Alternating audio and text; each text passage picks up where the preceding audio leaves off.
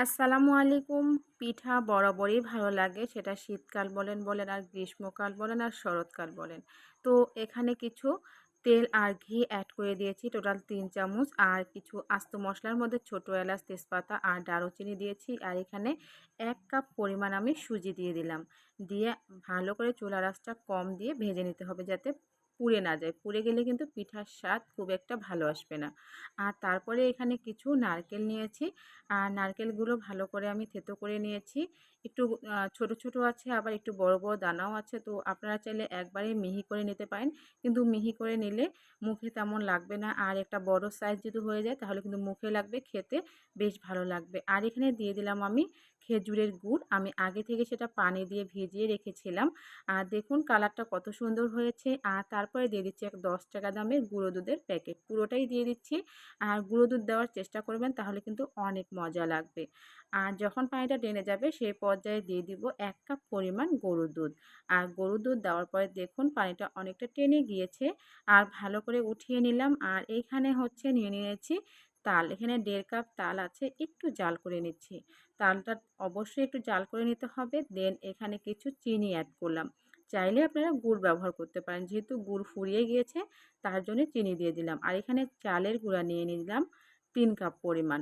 আপনারা যতটুকু বানাবেন সে পরিমাণে কিন্তু তাল এবং আটাটা অ্যাড করতে হবে। এখানে চাইলে ময়দা দিয়ে বানিয়ে নিতে পারেন, বাট ময়দা দিয়ে অতটা ভালো লাগবে না। আর যে তালটা আমি ভালো করে একটু জাল করে নিয়েছিলাম সে তালের মিশ্রণটাও দিয়ে দিলাম ৩ কাপ আটার মধ্যে। একটা হ্যান্ড উইক্স দিয়ে ভালো করে এখন মিশিয়ে নেওয়ার পালা। আর দেখেই বুঝে নেবেন কিভাবে করেছি, না পাতলা না মোটা।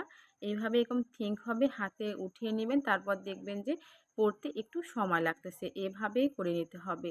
আর আমি আগে থেকে কিছু কাঁঠালের পাতা ভালো করে ধুয়ে পানি ঝরিয়ে নিয়েছি। প্রথমে যে কাজটা করেছিলাম সেটা ভুল হয়ে গিয়েছিল। একটু যদি তেল ব্রাশ করে নিতাম তাহলে ভালোই হতো। তারপর এই তো ভাপিয়ে নিচ্ছি। আর যে পাতার গায়ে যদি তেলটা ব্রাশ করা যায় তাহলে অনায়াসে উঠে আসে। তো আমি ব্রাশ করতেই ভুলে গিয়েছিলাম তাড়াহুড়োবশত। আপনাদের ভাইয়া খুব তাড়া দিচ্ছিল যে তাড়াতাড়ি করো, তাড়াতাড়ি করো। সেইজন্য কিন্তু খেতে মাশাআল্লাহ অনেক ভালোই হয়েছে। আর এই ভাপানো পিঠাটা খেতে মাশাআল্লাহ। আপনারা অবশ্যই বাসায় ট্রাই করবেন। আর রাতের জন্য যা রান্না করছিলাম, এখানে কিছু ট্যাংরা মাছের ভালো করে ধুয়ে লবণ, হলুদ, জিরার গুঁড়া, লেবুর রস আর আদা রসুন বাটা একটু করে দিয়েছি, দিয়ে মেখে রেখেছিলাম। আর এখানে পেঁয়াজ কুচি, মরিচ কুচিগুলো লালচে কালার হয়ে আসলে সেই মাছগুলো উল্টিয়ে পাল্টিয়ে ভালো করে ভেজে নিচ্ছি। প্রায় ১০ মিনিটের মতো এই কাজটা করতে হবে। আর ভাজা হয়ে গেলে দিয়ে দিচ্ছি জাস্ট আদা বাটা ১ টেবিল চামচ, যাতে মাছের আষ্টে গন্ধটা না থাকে। এই তো উল্টিয়ে পাল্টিয়ে ভেজে নেওয়ার পর মনে হলো যে হলুদ একটু কম হয়েছে, তাই হলুদটা দিয়ে দিলাম। আর একটু ভাজা জিরার গুঁড়া আর একটু ভাজা মৌরি গুঁড়া দিচ্ছি, কারণ ভাজা মৌরি গুঁড়া দিলে এর স্মেলটা অনেক ভালো আসে। আর দিয়ে দিলাম এখানে টেস্ট বুঝে মরিচ গুঁড়া, একটু ঝালঝালি করব তার জন্য মরিচ গুঁড়াটা দিয়ে দিলাম। তারপর সব মশলা দিয়ে আবারও নেড়ে চেড়ে এই তো পানি দিয়ে দিচ্ছি হাফ কাপের মধ্যে, কেননা মাছটা কিন্তু 70% সেদ্ধ হয়ে গেছে, তাই বেশি পানি অ্যাড করলাম না। আর এই অনেক তাড়াতাড়ি সেদ্ধ হয়ে যায়। আর এই তো পানিটা শুকিয়ে গিয়েছে, জাস্ট কষিয়ে নেওয়ার পালা। তারপরে একটু ঝোলের জন্য পানি দিব। আর ঝোলের পানিটা শুকিয়ে গেলেই কিন্তু রেডি হয়ে যাবে এই মজার ট্যাংরা ভুনা।